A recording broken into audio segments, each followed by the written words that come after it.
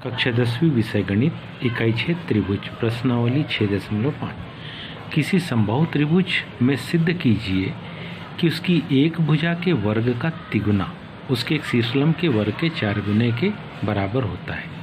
दिया है त्रिभुज ABC समबाहु त्रिभुज है, मतलब AB BC CA बराबर है, और साथ ही साथ दिया है कि AD BC पर इसी में सिद्ध करना है कि 3AB² = 4AD²। उत्पत्ति समकोण त्रिभुज, एक बाईं तरफ ABD है और दाहिनी तरफ ADC है। अब इन दोनों को हम सर्वांग सिद्ध करेंगे।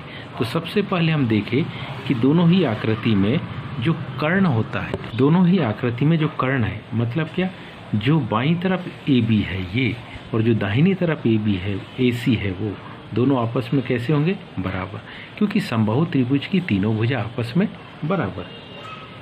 ये कहाँ से, ये हमने दिया है इसे लिखा। दूसरी जानकारी, यदि ध्यान से देखें हम, ये तो दिया है, साथ ही साथ दूसरी जानकारी AD दोनों में समान है। AD बराबरी से AD,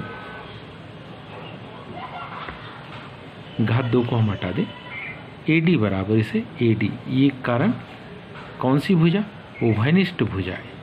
ये दोनों त्रिभुज की आकृति में कैसी भुजा है, उभयनिष्ठ भुजा है। और दोनों में ये कोण कौन सा, बाईं ओर का कोण ADB, दाहिनी ओर के कोण ADC से कैसे है, बराबर है। इसलिए हम लिख सकते हैं कि त्रिभुज, इसलिए कौन सा त्रिभुज, कौन सा, ADB सर्वांग सम होगा त्रिभुज ADC के। किस कारण से, राइट एंगल हाइपोटेन्यूज साइड या समकोण कर्ण भुजा सर्वांग समता प्रमेय से।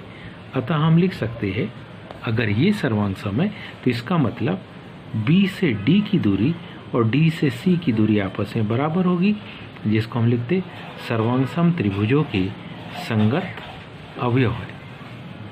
अब साथ ही साथ हम जानते हैं कि यदि BD और CD बराबर है तो ये तो निश्चित है BC के 2 बराबर पार्ट है, 1/2 BC। इसको हम लिख रहे हैं कि ये समीकरण नंबर कौन सा, पहला। अब समकोण त्रिभुज ADB में हम लिखें, समकोण त्रिभुज किसमें, ADB में, कौन सा प्रमेय, बोधायन पाइथागोरस प्रमेय। बोधायन पाइथागोरस प्रमेय का उपयोग हम कर रहे हैं, तो क्या आएगा, AB की घात 2 बराबरी से, ध्यान दो, AB की घात 2 बराबरी से AD की घात 2 धन BD की घात 2। AB की घात 2 बराबरी से AD को तो यथावत रहने देंगे हम, और हम BD को, क्योंकि हम जानते हैं BD BC का आधा, BC का आधा यानी BC का आधा या AB का आधा, हम इसको लिख सकते हैं 1/2 AB का क्या, पूरे का वर्ग। अब ये जब पक्षांतर होगा तो बाईं तरफ जाएगा, बाईं तरफ जाने से क्या होगा, AB वर्ग में से ये घटेगा, 1 एकम 1 2 दूनी 4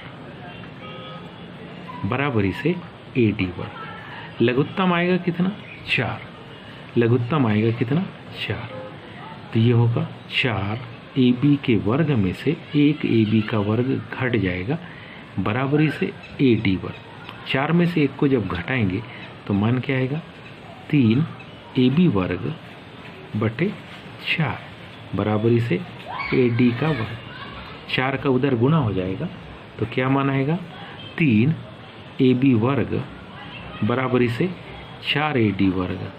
यही अपने को सिद्ध करना था। उम्मीद है ये हल आप लोगों को समझ में आया होगा। आज के लिए इतने, शेष कल, धन्यवाद।